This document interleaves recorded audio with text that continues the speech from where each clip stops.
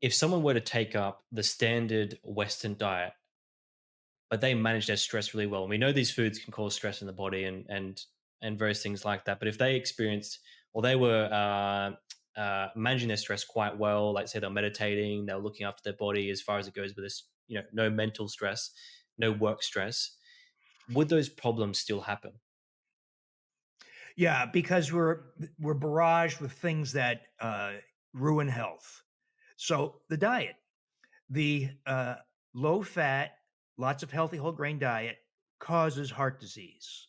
It causes type 2 diabetes. It adds to cognitive impairment and risk for breast cancer that you cannot overcome with exercise, say, or lack of stress. So the lack of exercise, inactivity, sedentary living, stress amplify those bad things, but exercise and managing stress does not eliminate those things. What if you have a disrupted microbiome, gastrointestinal, because you took antibiotics for your acne or for an respiratory infection 20 years ago? That's all it takes, Luke. That's all it takes to introduce massive disruptions of the gastrointestinal microbiome, specifically losing very hundreds, literally hundreds of beneficial microbes, species in your GI tract. You know, gastrointestinal microbes, good ones, suppress bad ones.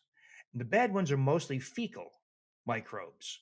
And so when you lose those healthy suppressive species, these are like Faecalibacterium, Akkermansia, Lactobacillus, and Bifidobacteria species, good species. You lose them, and the fecal species from the colon, the E. coli, Salmonella, Campylobacter, which are familiar to many people because they're also the organisms, the species of food poisoning.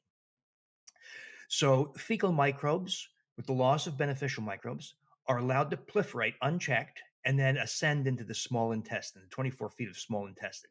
And the small intestine is just not equipped to deal with fecal microbes.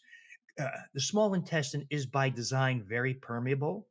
That's where you absorb amino acids and fatty acids and vitamins and minerals. So the small intestine is meant to be permeable, unlike the colon, large bowel, which is impermeable.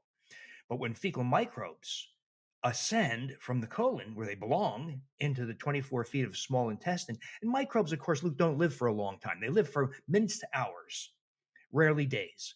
So there's huge turnover of trillions of microbes in the small intestine that live and die rapidly. When they die, they shed some of their components. One very important component is called endotoxin. And because the small intestine's permeable, endotoxin enters the bloodstream, endotoxemia, and our blood levels of endotoxin go up about 200 to 400% over normal. Not as high as in sepsis when you have an overwhelming infection where it's about 100-fold higher, but only 200 to 400, 2 to 4-fold higher. But that's enough to add to long-term potential for. But this is how microbes in the GI tract export their effects to other parts of the body, brain, as depression, anxiety, cognitive impairment, Leaky Parkinson's gut, right? disease. Pardon me? Leaky gut. Leaky gut. Exactly right. Yeah. Export to the skin as rosacea and psoriasis, export to joints and muscle as fibromyalgia and rheumatoid arthritis. So, in other words, all modern human disease has to be reconsidered.